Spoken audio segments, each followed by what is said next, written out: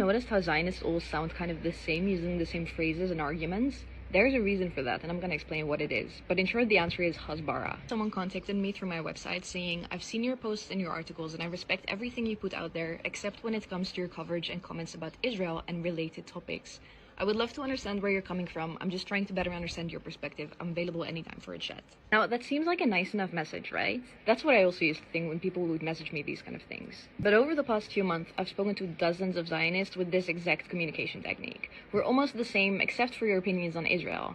Let's just talk. And they always end up using the exact same arguments, going back in history 3,000 years as if that somehow justifies what Israel's doing to Palestinians today. Then, after I defeat their arguments with credible facts and sources, they leave the conversation because it's too much for them, as if somehow I'm this radical anti-Semite, even though they reached out to me in the first place. Now, you might think, Belle, that sounds like an anti-Semitic generalization or even a conspiracy, because why would they all sound exactly the same? But no, it all boils down to Hasbara.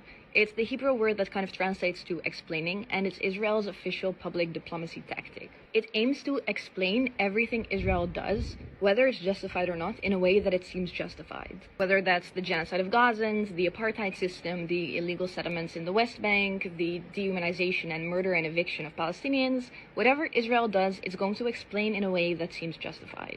And that's the stuff Zionists repeat because this is what they learn in school. It's what they learn in their kibbutz. It's what even Jews abroad in the US and the UK learn in their schools. There's a great documentary on this called Israelism made by two Jews who actually detail the exact way Israel does this. There are even entire handbooks which detail which language to use, how to answer difficult questions about Israel, and how to communicate certain topics. It details sentence by sentence how to repeat Zionist propaganda. There's one called the Israel Project 2009 Global Language Dictionary, which was meant to be used internally by political organizations and Israel lobby organizations in the US, but it was leaked. There's another one from 2002, which was made specifically for educational institutions called the Hasbara Handbook Promoting Israel on Campus. And that's the stuff they parrot. There's no point in arguing because they don't actually have arguments, they just repeat what they've been told. That is also the reason that they shut down and leave the conversation as soon as you present facts like international organizations proving that there is an apartheid regime in Israel, because once they accept these facts, they will have to get rid of their entire belief system fed by propaganda about Israel and its existence and its legitimacy as a state.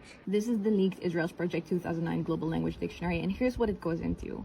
25 rules for effective communication, a glossary of words that work, how to talk about Palestinian self-government, isolating Iran-backed Hamas as an obstacle to peace, Israel's right to self-defense and defensible borders, settlements, Jerusalem, the security fence and checkpoints, the right of return is the right of confiscation, talking about Arab Israelis, talking about children and the culture of hate. This is how they justify killing Palestinian children, because that's part of their strategy, because Palestinian culture is apparently a culture of hate.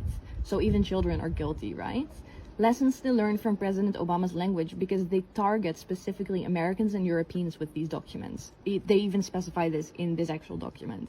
Talking to the American left, that's what they do to me. Israel on campus, the toughest questions. Here they go into questions about Israel that they don't really like and how exactly to answer them word for word. It's crazy, you can read it yourself. It's 116 pages, but even just a bit of it is interesting to see. And this is the 2002 Hasbara Handbook Promoting Israel on Campus, which is of course sponsored by the Education Department of the Jewish Agency for Israel. And it goes into Israel advocacy. So the aims of Israel advocacy: being proactive and promoting Israel, communication styles, point scoring, and genuine debate. That's what this guy on my website tried to do, right? Anti-Semitism, anti-Zionism in Israel, where they try to equate anti-Semitism and anti-Zionism.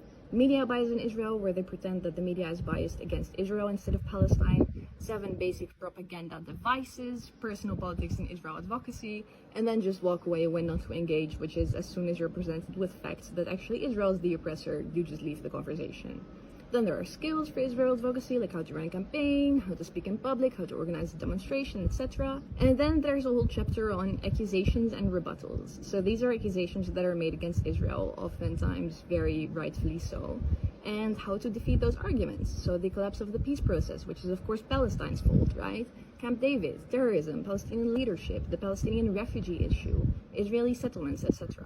There's 131 pages in this one, so if you're interested in reading it, you can Google it as well. So that's a little bit about Israeli propaganda and Hasbara, and that's why all Zionists sound the same.